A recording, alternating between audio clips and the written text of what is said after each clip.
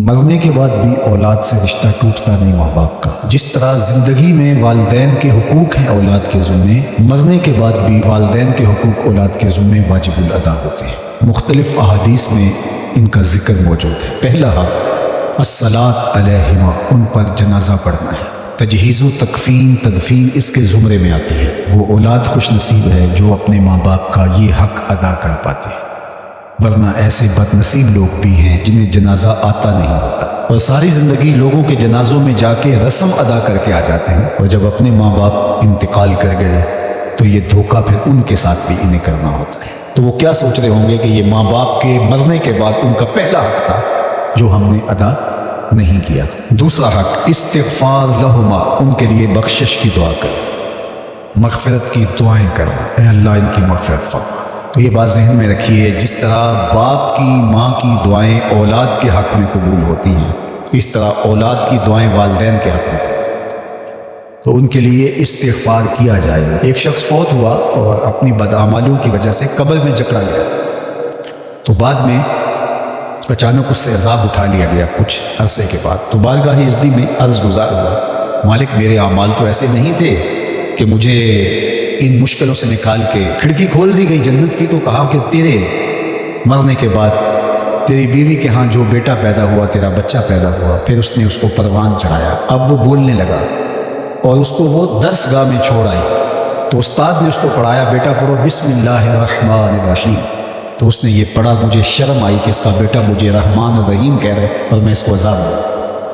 اللہ اکبر۔ اولاد نیک ہو تو اس کا فائدہ ماں باپ کو پہنچتا ہے۔ ایک حق یہ بھی ہے کہ اولاد نیک ہو، کیونکہ اچھے اور برے اعمال قبر میں ماں باپ کو پیش کیے جاتے ہیں۔ اچھے ہوں تو خوش ہوتے ہیں، برے ہوں تو انہیں تکلیف پہنچتی ہے۔ اس لیے ماں باپ کا مرنے کے بعد جو اولاد کے ذمے حق ہے، ان میں سے ایک حق یہ ہے کہ وہ نیک اور صالح ہوں تاکہ ان کو قبر میں راحت پہنچے۔ تیسرا حق ماں باپ کا جو اولاد کے ذمے ہے وہ انفاذ العہد ہے، ان کے عہد پورے کرنے، ان کے وعدے پورے کرنے۔ یعنی انہوں نے جو عہد کر رکھا تھا کسی وجہ سے پورا نہیں کر سکے تو اولاد کے ذمے ہے کہ وہ اس کو ادا کرے۔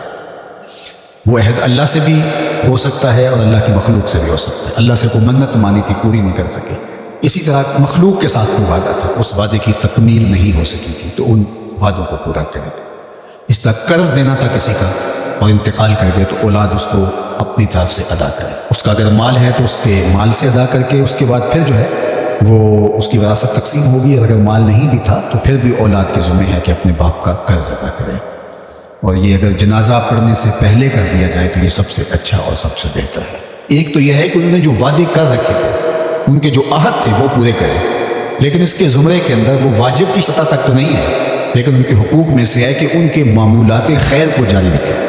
یعنی جو وہ اچھے کام کرتے تھے، غریبوں کی مدد کرتے تھے، لوگوں کو کھانا کھلاتے تھے، اپنے علاقے کی مساجد کی ذمہ داریاں لیے ہوئے تھے، مدارس کی ذمہ داریاں لیے ہوئے تھے، غرباء کے علاج معالجے کی ذمہ داریاں لیے ہوئے تھے، اس طرح اور دفاعی ذمہ داریاں اپنے ذمہ انہوں نے لے رکھی تھی، تو ان کے انتقال کے بعد اگر صلاحیت اور حالت مالی ایسی ہو تو اولاد کو اس تسلسل کو ٹوٹنے نہیں دینا چاہیے کہ یہ نہیں ہے کہ اب والد صاحب چلے گئے، ماں چلی گئی تو غریب رشتہ دار جو پردے سے ان کی مدد ہوتی تھی یا ان کے گھر کا چولہا جلتا تھا، تو ماں کے جانے کے بعد اب اولاد کہے کہ یہ آپ کو اور اس کا تعلق تھا، وہ چلی گئی تو کام ختم نہیں۔